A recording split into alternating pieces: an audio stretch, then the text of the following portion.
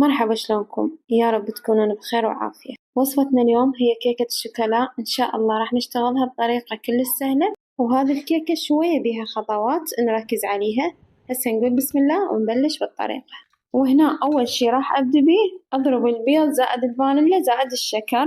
عدد البيض اللي استخدمته 2 زائد كوب من الشكر، ظرفين من الفانيليا. ضرورة هاي المكونات نخلطها سوا.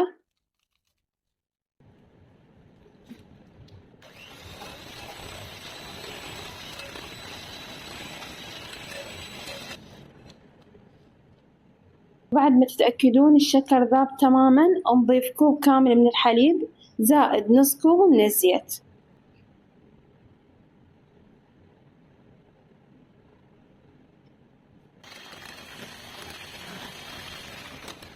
وبعد ما أضيف الحليب والزيت راح أرجع أضربهم بالخفاقة. وبعد ما أجهز عندي خليط المكونات السائلة، هسه أبدي أحضر المكونات الجافة. وبالنسبة للمكونات الجافة، نص كوب من الكاكاو، ظرفين من البيكنج باودر، زائد كوبين من الطحين.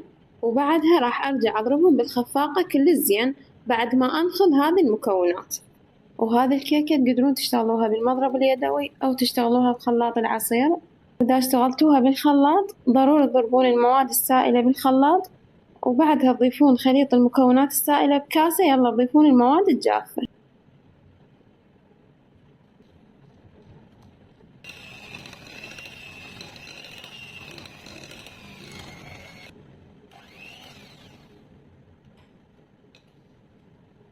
وهسه جهز ويانا خليط الكيك. هسه نبدي مرحلة الشوي. وهذه الكيكة تقدرون تشتغلوها بصينية الفرن أو بايركس حسب الموجود عندكم. هنا حضرت بايركس وضفت ورق زبدة، وإذا ما متوفر ورق الزبدة تقدرون تدهنونه بشوية زيت ورشة طحين. وبالنسبة لوقت الشوي، هذه الكيكة ما راح تاخذ من عندكم وقت مثل كيكة القالب، يعني أكثر وقت ممكن تاخذه 15 دقيقة.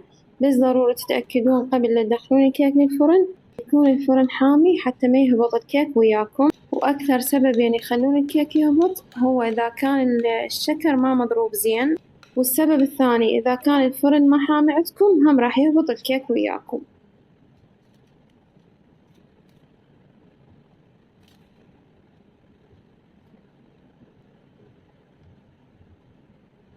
وهنا اكتملت عندي الكيكة وراح أدخلها للفرن. وهنا عندي كاكاو ألواح، أي نوع كاكاو عندكم تقدرون تستخدموه. هنا الكاكاو راح أضيف ربع كوب تقريبا من الزيت، وأخليه على بخار ماء لحد ما يذوب تماما.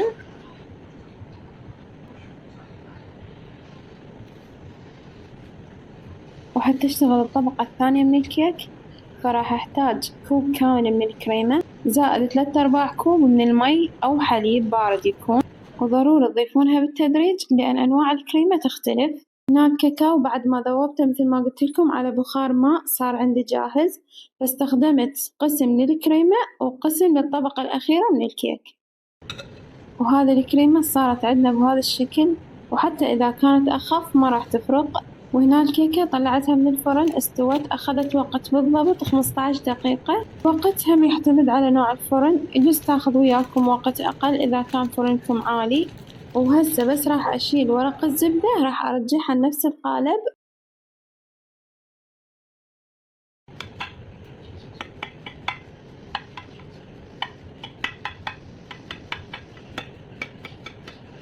وبعد ما يبرد الكيك نسقيها بالحليب حتى تكون الكيكة عندكم طرية ما تكون ناشفة. وبعد ما تتأكدون الكيكة كلش باردة، يلا تضيفون طبقة الكريمة، لأن الكيك إذا ما كان بارد راح يذوب لكم طبقة الكريمة. ومثل ما شفتوا وزعت الخليط بهذه الطريقة، وراح أدخلها للثلاجة لحد ما تتماسك تماما.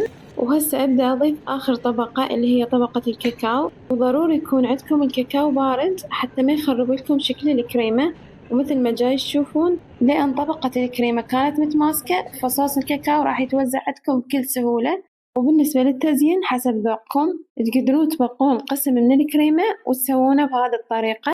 مثل ما جاي تشوفون زينت الكيكة بزبدة البستاشيو. ومثل ما قلت لكم التزيين يرجع لكم أو حسب الموجود عندكم، وكل الوصفات لا تتقيدون بشي. بالنسبة للصوصات تقدرون تضيفون أي صوص أنتم حابين. وهذه هي طريقة الكيكة، أتمنى تجربوها وتطلع النتيجة أفضل من ما طلعت وياي، لأن أنا تصوير واستعجال، فأنتم أكيد بالبيت وعلى راحتكم. وأبد لا تستعجلون لأن الخطوات كلش ضرورية حتى تنجح عندكم هذا الكيكة. وهسه أترككم ويا تكملة الفيديو، وإن شاء الله أشوفكم بوصفات جديدة. أترككم في حفظ الرحمن، مع ألف سلامة.